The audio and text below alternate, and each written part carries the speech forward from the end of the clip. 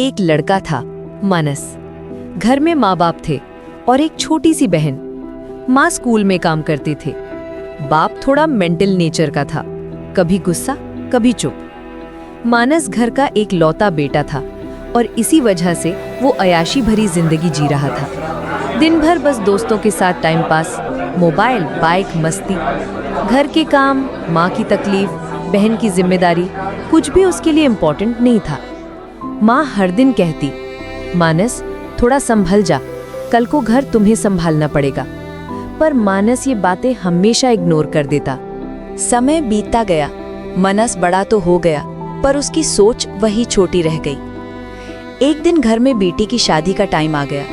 मानस की बहन, एक शरीफ सीधी लड़की, उससे देखकर लगता था कि वो इस घर की असली हिम्मत है। शादी के खर्च का बोझ माँ पर था। वो स्कूल में छोटी नौकरी करती थी, फिर भी हर दिन बचत करती रही। और बाप अपनी मेंटल हालत के कारण कुछ ज्यादा सपोर्ट कर नहीं पा रहा था। शादी जैसा तैसा हो गया, सम्मान से हो गया, पर मानस के दिल में एक टीस चुभ गई। उसने देखा शादी वाले घर में सबके चेहरे पे खुशी थी, पर माँ के चेहरे पे थकान और चिंता भी थी। बेटी विदाई के वक्त रो रही थी और उसकी आंसुओं में एक बात छुपी थी, भाई अब तुम घर संभाल लेना। जब लोग चले गए, घर शांत हो गया। मानस रात को बाहर आंगन में खड़ा था और उसके कान में माँ की पुरानी बात गूंज रही थी, एक दिन तुझे ही घर संभालना पड़ेगा।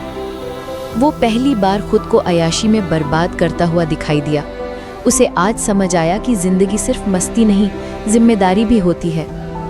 उसने माँ के हाथ को पकड़कर कहा, माँ अब मैं बदलूंगा, आपने और बहन ने बहुत सहा है, अब मेरी बारी है। अगले ही दिन मानस ने नई जिंदगी शुरू की। सुबह जल्दी उठना, जॉब के लिए अप्लाई करना, स्किल सीखना, दिन रात मेहनत करना। अय्याशी छोड़ी, दोस्त पार्टीज छोड़ी, फजूल खर्च छोड़ा। घर में पैसा लाना शुरू किया। माँ के कंधे का बोझ हल्का हुआ।